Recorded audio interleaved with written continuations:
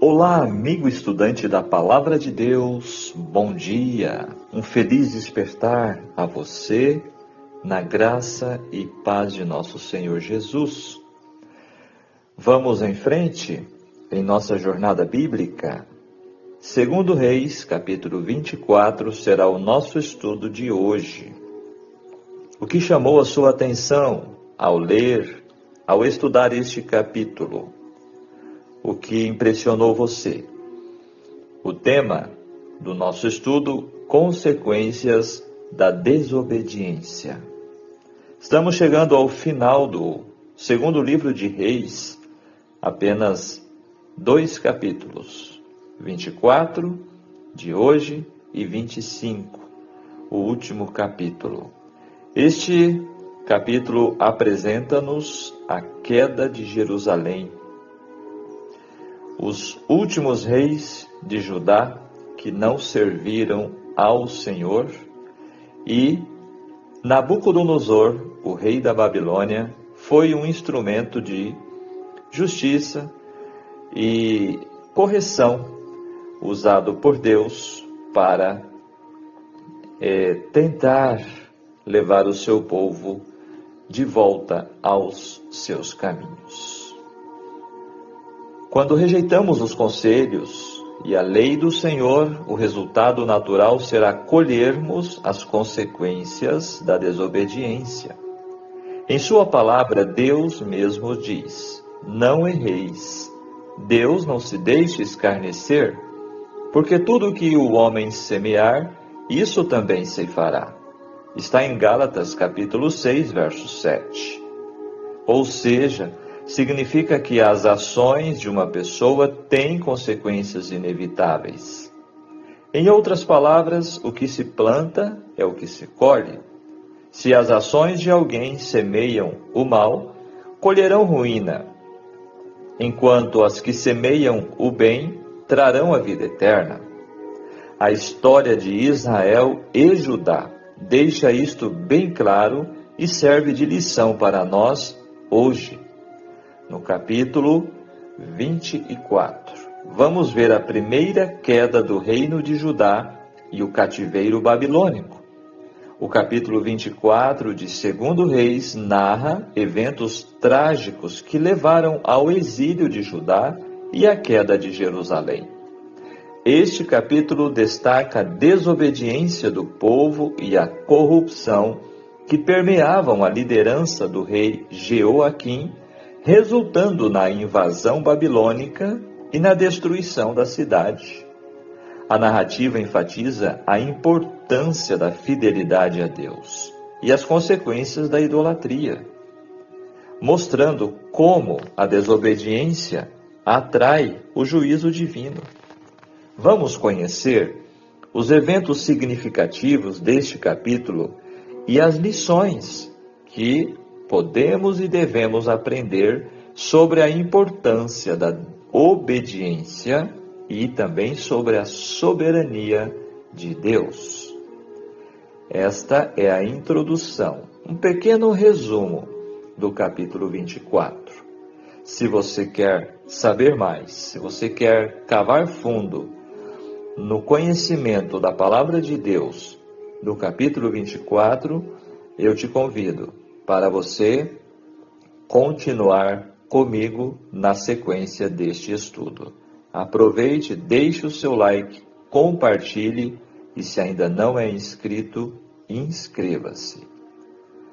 Vamos à análise dos textos. Então, este capítulo, dos versos 1 a 20, conta-nos a história da invasão babilônica na região da Síria-Palestina. Durante esta época, Judá foi conquistada pelos inimigos babilônios e sua população levada cativa para a Babilônia.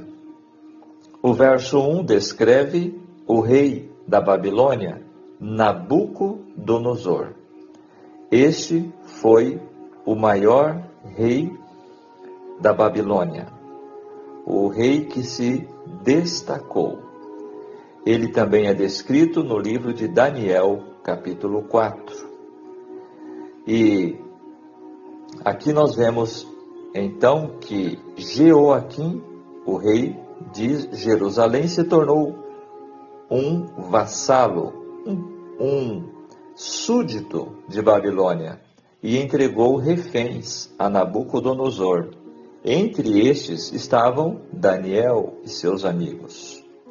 3 anos depois, ele parece ter se ligado ao Egito novamente. A intenção de renovar as forças parecia bem sucedida, no caso de Jeoaquim, uma vez que os egípcios infligiram pesadas perdas ao exército de Nabucodonosor no ano de 601.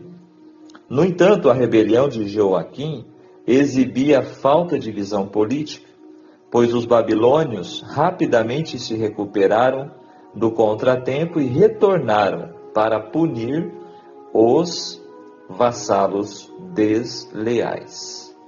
Portanto, não tinha escapatória, né? Voltou atrás e rebelou-se. Então aqui nós vemos, no verso 2, os caldeus, a etnia predominante no Império Neobabilônico. O verso 3 destaca que, por causa dos pecados cometidos pelo rei Manassés. Então, a nação estava colhendo os frutos que haviam plantado. O verso 4 descreve que Judá havia derramado sangue inocente. Inclusive, como nós já aprendemos, o rei Manassés foi o culpado de matar, mandar serrar ao meio o profeta Isaías. Por isso, o verso 4 destaca que o Senhor não os quis perdoar, ou seja, o povo era culpado. Jeoaquim destaca no verso 5 como um também dos piores reis de Judá. Ele foi, portanto, um péssimo rei. Verso 6 destaca que ele descansou com seus antepassados e morreu pouco antes de ser Jerusalém vencida pelo cerco. Joaquim, seu filho, agora ocupou o trono. Ele também é chamado de Jeconias. Agora o verso 7 nos diz que o rei do Egito não mais se atreveu a sair com seu exército de suas fronteiras. O apoio da nação egípcia terminou. E agora, no verso 10, subiram os servos de Nabucodonosor. Este cerco, ele realizou-se por volta do ano 597 a.C., e contra o mesmo não houve resistência. O rei Joaquim se rendeu aos babilônios, salvou a cidade e levou à segunda deportação de Judá. Então, a derrota de Judá, Jerusalém, ela foi em etapas, tá? Aqui, a primeira no período de Jeoaquim e agora a segunda no período do filho de Jeoaquim, que foi o rei Joaquim. Então, desesperado, ele se rendeu, foi encarcerado e apenas 37 anos depois ele foi libertado. Agora Nabucodonosor, portanto, aceitou a submissão do rei Joaquim, levou despojos, entre eles jovens, intelectuais. Esse cativeiro se deu no ano de 605.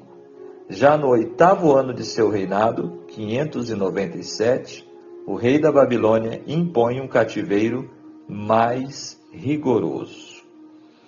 O verso 13 destaca que levou dali todos os tesouros da casa do Senhor. Olha que tristeza.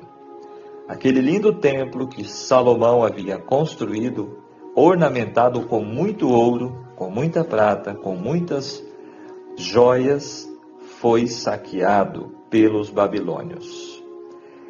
Segundo o que tinha predito o Senhor através dos profetas Isaías, Jeremias e Ezequias. O verso 14 transportou. A nação de Judá foi exilada, assim como os habitantes de Israel haviam sido deportados anteriormente para a Assíria. 10.000. Este número compreende 7.000 guerreiros valentes, 1.000 artífices e 2.000 príncipes. O profeta Ezequiel era um destes últimos e já considerava aquele ano como o fim de Judá. Agora, o verso 16, todos os homens valentes, ou seja, valorosos, os líderes da aristocracia, lideravam o povo na batalha. Verso 17 fala de Matanias ou Zedequias. Este era o terceiro filho de Josias e foi o último rei de Judá. O nome Matanias significa dádiva de Javé e foi mudado para Zedequias, significando justiça de Javé. Talvez Nabucodonosor quisesse dar a entender que suas ações contra Jerusalém e Joaquim eram justas. 597 a 587 a.C., portanto 10 anos, este é o rei com o qual o profeta Jeremias manteve mais contato. Embora seu ministério houvesse iniciado no ano 627, ou seja, 30 anos antes.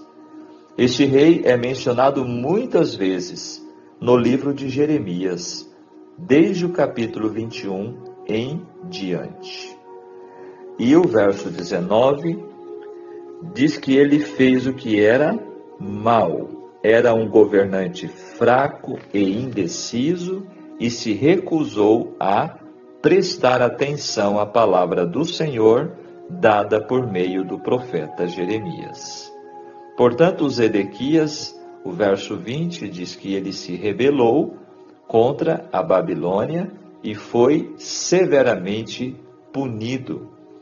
A rebelião de Zedequias causou a investida de Nabucodonosor contra Judá e arruinou de vez a nação. Constantemente, Jeremias havia tentado corrigir o rei Zedequias e aconselhava ele e seus príncipes que não se revoltassem. Zedequias, no entanto, continuou as suas atividades para acabar com o jugo babilônico, buscando o auxílio do Egito. Parece então, no entanto, ter cedido diante da propaganda sedutora da facção antibabilônica pró-Egito em Jerusalém, num esforço tragicamente mal calculado para tornar-se independente da Babilônia. E então, Zedequias e seu reino realmente ruíram diante do grande poderio da Babilônia. Vamos agora ao livro Profetas e Reis extrair mais detalhes deste contexto. A reforma levada a efeito por Josias tinha purificado a terra dos altares idólatras, mas o coração da multidão não havia sido transformado, conforme vimos no capítulo anterior. As sementes da verdade que haviam germinado com a promessa de abundante colheita haviam sido sufocadas pelos espinhos. Outra apostasia semelhante a esta seria fatal. E o Senhor procurou despertar a nação para o reconhecimento do perigo. Unicamente provando-se leais a Jeová, poderiam eles esperar divino favor e prosperidade. Jeremias chamou-lhes repetidamente a atenção para os conselhos dados no livro de Deuteronômio, no livro de Moisés. Mais que qualquer outro profeta, ele deu ênfase aos ensinos da lei mosaica e mostrou como esses ensinos poderiam levar à mais alta bênção espiritual para a nação e a cada coração individualmente. Perguntai pelas veredas antigas, qual é o bom caminho, e andai nele, suplicou, e achareis descanso para as vossas almas. Mas o chamado ao arrependimento e reforma não foi atendido pela grande massa do povo. Desde a morte do bom rei Josias, os que haviam reinado sobre a nação se mostraram infiéis ao seu encargo, tendo levado muitos ao extravio. Jeoacás, deposto pela interferência do rei do Egito, fora seguido por Jeoaquim, o filho mais velho de Josias. Desde o início do reinado de Jeoaquim, Jeremias tivera pouca esperança de salvar sua amada terra da destruição e o povo do cativeiro. Mas não lhe foi permitido permanecer em silêncio, enquanto total ruína ameaçava o reino. Os que haviam permanecido leais a Deus deviam ser encorajados a perseverar na prática do bem, devendo os pecadores, se possível, ser induzidos a voltarem-se da iniquidade. Os primeiros anos do reinado de Jeoaquim foram cheios de advertências de próxima condenação. A palavra que o Senhor falara pelos profetas estava prestes a ser cumprida. O poder da Assíria ao norte, supremo por tanto tempo, não mais devia reger as nações. O Egito ao sul, em cujo poder o rei de Judá estava inutilmente colocando sua confiança, logo devia ser posto decididamente em xeque. Um novo poder mundial de todo inesperado, o Império Babilônico, estava surgindo a leste e depressa lançando sombra sobre todas as nações. Dentro de breves anos, o rei de Babilônia seria usado como instrumento da ira de Deus sobre o impenitente Judá. Uma e outra vez, Jerusalém seria atacada e invadida pelos exércitos sitiantes de Nabucodonosor. Grupo após grupo, de início, uns poucos apenas, porém mais tarde, milhares, dezenas de milhares, seriam levados cativos para a terra de Sinear, para ali viverem em forçado exílio. Jeoaquim, Joaquim, Zedequias. Todos estes reis judeus se tornariam, por seu turno, vassalos do governador de Babilônia, e todos, por sua vez, se rebelariam. Castigos cada vez mais severos seriam infligidos à nação rebelde, até que afinal toda a terra se tornasse uma desolação. Jerusalém seria devastada e queimada com fogo. O templo que Salomão construíra seria destruído, e o reino de Judá cairia, jamais voltando a ocupar sua anterior posição entre as nações da terra. Nesse mesmo tempo, mensagens de juízo impendente foram levadas a príncipes e ao povo, e ao seu governante Jeoaquim, que devia ter sido um líder espiritual sábio, o primeiro na confissão dos pecados e em reforma e boas obras, estava gastando o seu tempo em prazeres egoístas, dizendo: edificarei para mim uma casa espaçosa. Ele se propôs, e esta casa, forrada de cedro, pintada de vermelhão, conforme está registrado em Jeremias 22, verso 14, foi construída com dinheiro e trabalho obtido pela fraude e pela opressão. Olha que terrível. Detalhes que enriquecem o nosso conhecimento. Portanto, assim diz o Senhor acerca de Jeoaquim, filho de Josias, rei de Judá: não lamentarão por ele, dizendo, ai, irmão meu, ou ai, minha irmã, nem lamentarão por ele, dizendo, ai, Senhor, ou ai, majestoso. Em sepultura de jumento o sepultarão, arrastando-o e lançando-o para bem longe, fora das portas de Jerusalém. Dentro de poucos anos, este terrível juízo recairia sobre Jeoaquim. Mas antes o Senhor, em sua misericórdia, informou a impenitente nação de seu decidido propósito.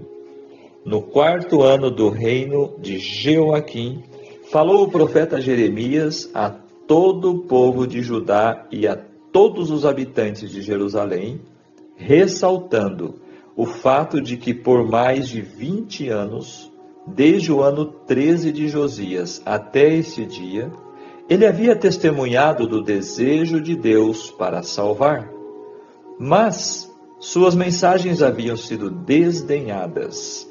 E agora a palavra do Senhor a eles era: assim diz o Senhor dos Exércitos, visto que não escutastes as minhas palavras, eu enviarei e tomarei a todas as gerações do norte, diz o Senhor, como também a Nabucodonosor, rei de Babilônia, meu servo, e os trarei sobre esta terra e sobre os seus moradores, e sobre todas estas nações em redor, e os destruirei totalmente, e pô-los-ei em espanto, e em assobio, e em grandes, perpétuos desertos.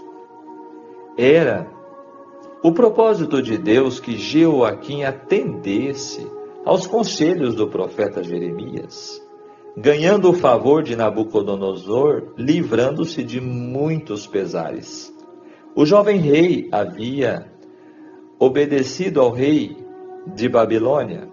Tivesse ele permanecido fiel à sua promessa, e teria conquistado o respeito dos pagãos, e teria isto levado a preciosas oportunidades para a conversão de almas. Desdenhando os privilégios fora do comum que lhe eram outorgados, o rei de Judá deliberadamente seguiu o caminho de sua própria escolha, violou sua palavra de honra ao rei de Babilônia e rebelou-se. Isto levou, como também ao seu reino, a um caminho apertado. Contra ele foram enviadas as tropas dos caldeus, e as tropas dos sírios, e as tropas dos moabitas, e dos filhos de Amon. E ele foi impotente para livrar a terra de invasão destes piratas. Dentro de poucos anos, ele encerrou o seu desastroso reinado em ignomínia, rejeitado do céu, malquisto por seu povo e desprezado pelos senhores de Babilônia, cuja confiança ele havia traído. Tudo isso como resultado de seu erro fatal de virar as costas aos propósitos de Deus, como revelados por meio de seu escolhido mensageiro. Joaquim, também conhecido como Jeconias ou Conias, filho de Jeoaquim, ocupou o trono apenas 3 meses e 10 dias, quando se rendeu aos exércitos caldeus que, em virtude da rebelião do rei de Judá, estavam uma vez mais cercando a cidade condenada. Nesta ocasião, Nabucodonosor transportou Joaquim à Babilônia, como também sua mãe e as mulheres, os seus eunucos e os poderosos da terra, contando vários milhares, juntamente com carpinteiros e ferreiros, até 1000. Juntamente com estes, o rei de Babilônia levou todos os tesouros da casa do Senhor e os tesouros da casa do rei. O reino de Judá, debilitado em poder, roubado em sua força, representada por homens e tesouros, teve, não obstante ainda, a permissão de continuar a existir como um governo separado. Como sua cabeça, Nabucodonosor colocou a Matanias, jovem filho de Josias, mudando-lhe o nome para Zedequias. Fecha o texto do livro Profetas e Reis, na página 439. Realmente, este capítulo tem muitas lições. Vamos a elas. Este livro bíblico em apreço serve para alertar-nos constantemente contra terríveis consequências da transigência com o pecado. Você notou que outros reis surgiram depois de Josias, mas nenhum chegou a adiar a morte de Judá?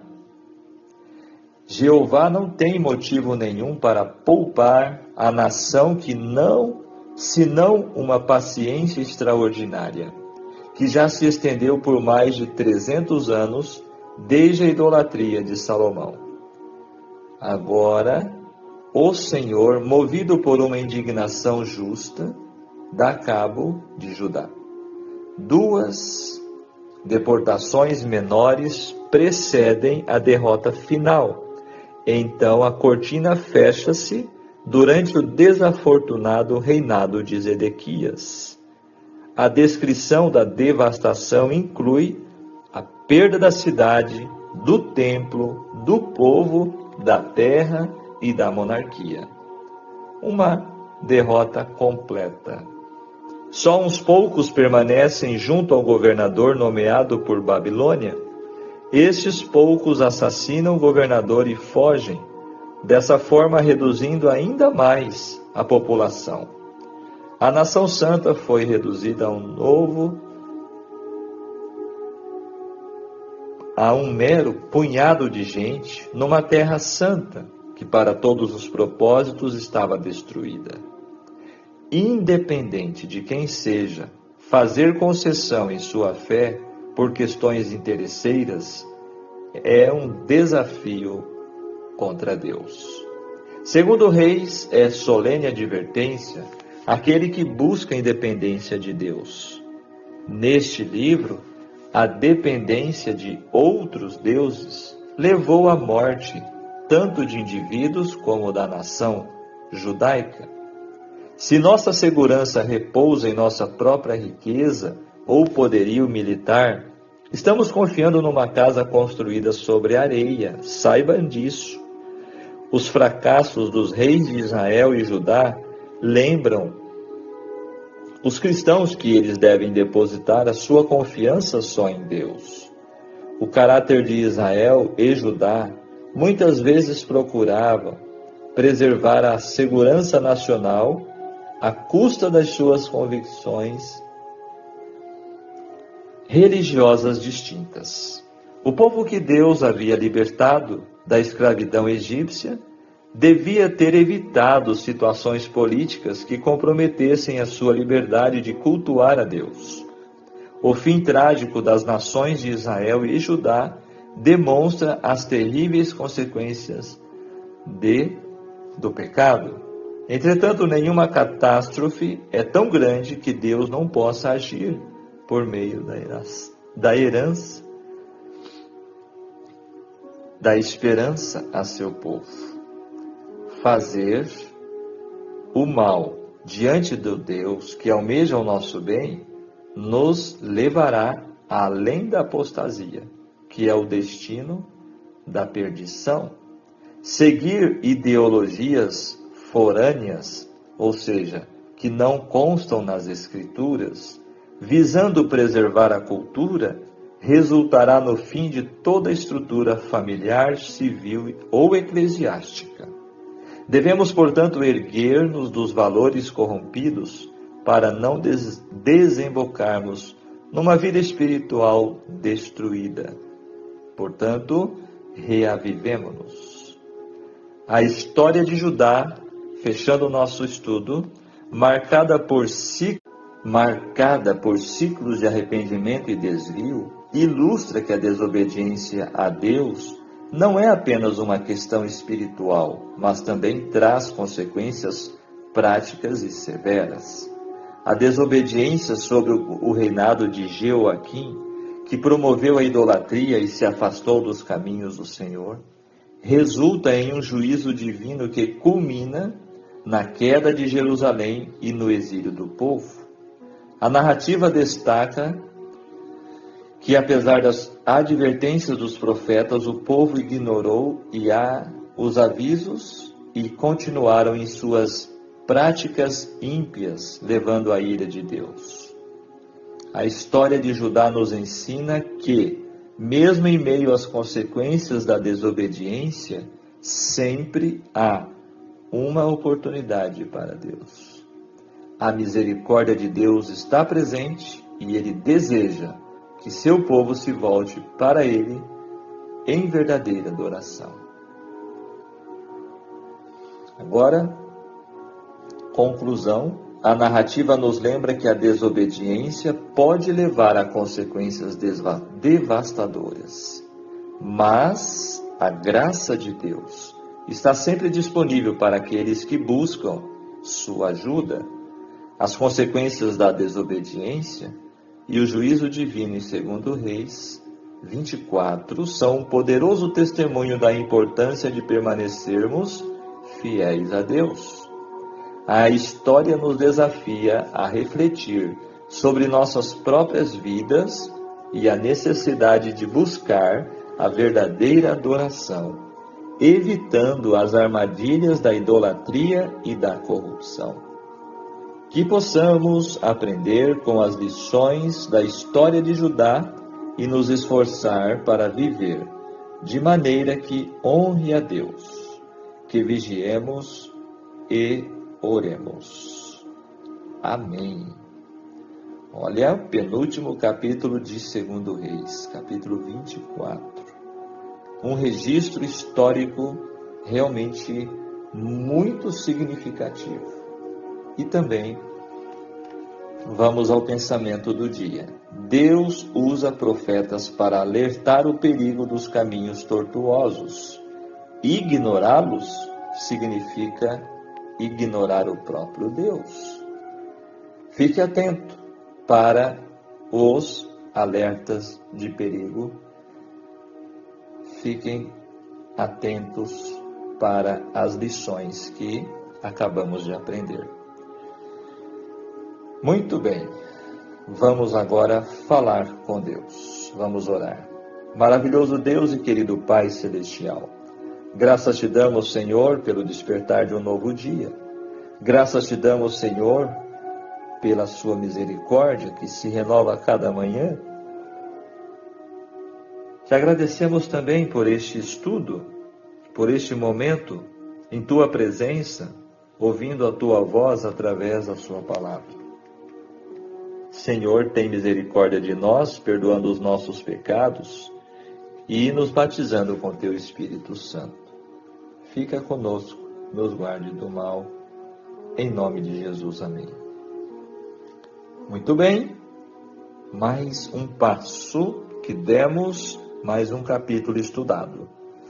E amanhã, se tudo der certo, se Deus permitir, estaremos encerrando o primeiro livro de Reis. Te espero lá. Um grande abraço e até o nosso próximo encontro. Tchau, tchau.